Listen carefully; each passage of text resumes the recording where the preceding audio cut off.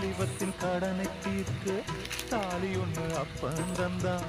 தாலிபட்ட கடனை தீர்க்க தாயார் என்ன பெத்து புட்டா. நம்மை சுமக்கும் பூமியும் ஒரு கணக்கு போட்டு இருக்குது.